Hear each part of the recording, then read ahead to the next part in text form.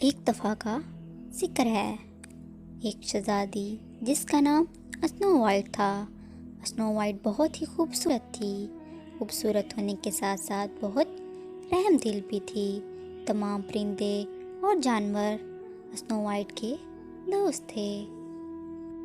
ایک دن اسنو وائٹ کو ایک شہزادہ ملا۔ شہزادہ بہت خوبصورت تھا اور اسنو وائٹ کو شہزادہ بہت پسند آیا۔ اس دن کے بعد شہزادہ روزانہ اسنو وائٹ کو ملنے آتا۔ ایک دن جب وہ محل میں آ رہا تھا تو اسنو وائٹ کی سوتیلی ماں نے اس کو دیکھ لیا اور وہ بہت غصے میں آ گئی۔ اسنو وائٹ کی سوتیلی ماں نے اپنے وزیر کو بلایا اور اس کو حکم دیا کہ وہ اسنو وائٹ کو مار دے، اس کے بدلے میں وہ اسے منہ مانگی قیمت دے گی۔ وزیر اسنو وائٹ کے پاس گیا اور زور زور سے رونے لگا۔ اس نے اسنو وائٹ کو ساری بات بتائی اور کہا، آپ یہاں سے کہیں دور چلی جائیں، میں آپ کو نہیں مار سکتا۔ اسنو وائٹ محل سے بھاگ نکلی اور جنگل میں پہنچ گئی۔ جنگل میں اس کو ایک جھونپڑی نظر آئی۔ وہ اس کے پاس آئی اور دروازے پر دستک دینے لگی تو دروازہ پہلے سے کھلا تھا۔ اسنو وائٹ گھر میں داخل ہو گئی۔ اسنو وائٹ جب گھر کے اندر آئی تو اس نے دیکھا گھر میں کوئی نہ تھا۔ گھر بہت گندا تھا۔ اسنو وائٹ نے اپنے دوستوں کے ساتھ مل کر گھر کی صفائی کی۔ اسنو وائٹ جب گھر کے کاموں سے فارغ ہوئی تو اس نے سوچا کہ کچھ دیر آرام کر لوں، اور آرام کرنے کے لیے وہ ایک کمرے میں داخل ہوئی۔ اس نے دیکھا کمرے میں 7 چھوٹے چھوٹے بیڈ ہیں۔ اسنو وائٹ نے سوچا یہ کسی بچوں کے ہوں گے۔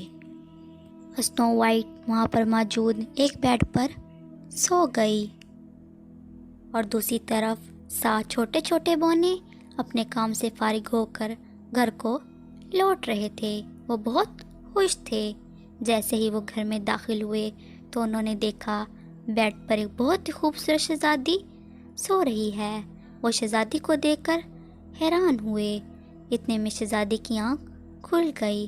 شہزادی انہیں دیکھ کر ڈر گئی اور انہیں اپنی ساری بات بتائی۔